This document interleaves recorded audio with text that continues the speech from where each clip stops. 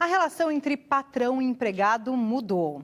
A reforma trabalhista passa a valer a partir de hoje. São mais de 100 pontos da CLT alterados. E o que não faltam são dúvidas. Para explicar um pouco do que muda a partir de agora, nós conversamos com o advogado trabalhista Erickson Crivelli. Boa noite, doutora. Boa noite, Maiana. Obrigado pelo convite. É uma honra estar aqui com você agora. Obrigado pela sua participação. Então, vamos lá. Trabalho autônomo é um dos pontos que a reforma traz mudanças? Ela propõe uma mudança, mas gera problemas jurídicos.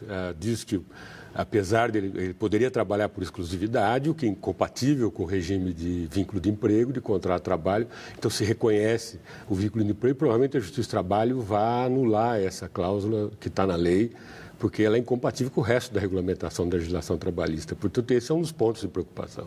Porque para ser trabalho autônomo não pode ter vínculo empregatício. Não, e para vínculo empregatício é uma série de exigências. A não exclusividade, exclusividade, a vinculação, independência econômica, dependência técnica, dependência administrativa.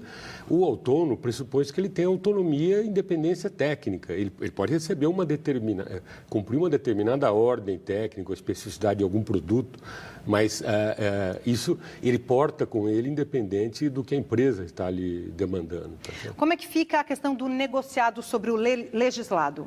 Esse é outro aspecto polêmico, né? Existem, por exemplo, os pontos que são considerados ilícitos, tem pontos que estão causando muito polêmica e com razão. É um dos pontos, por exemplo, eles excluem da noção de saúde, né? Saúde e segurança do trabalho, jornada de trabalho. Então, vários juízes já estão se manifestando com razão, dizendo assim, a jornada de trabalho tem a ver também com condições de saúde, né?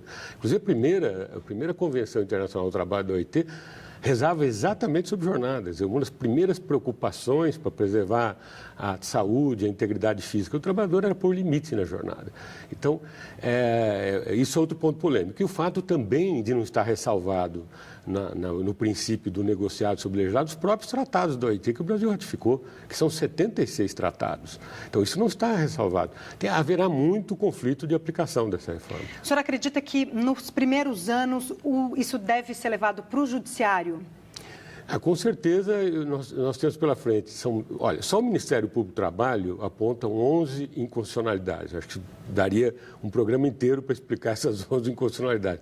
Mas todos os problemas que estão sendo apontados por diversos setores, inclusive pela OAB, nós acreditamos que os primeiros anos serão de muita insegurança jurídica, ou seja, a reforma deveria ser modernizante, deveria trazer mais segurança e a sensação que se tem é que haverá um aumento da instabilidade na relação entre empregado e empregador, inclusive na relação entre os sindicatos, porque os sindicatos também foram vitimizados pela mudança, porque acabou-se com a contribuição sindical, que era um mecanismo ruim, né, de pagamento compulsório, mas se proibiu aqueles sindicatos representativos que têm campanha salarial honesta, que entregam resultado para os seus representados, de cobrar alguma contribuição em contrapartida, porque ele não é sócio do sindicato, mas se ele obtém resultado de reajuste e outros benefícios sociais e econômicos, é reconhecido internacionalmente o direito do sindicato, nessa circunstância, de cobrar uma contribuição. No Brasil, isso gerava polêmica, havia contribuição compulsória da contribuição sindical,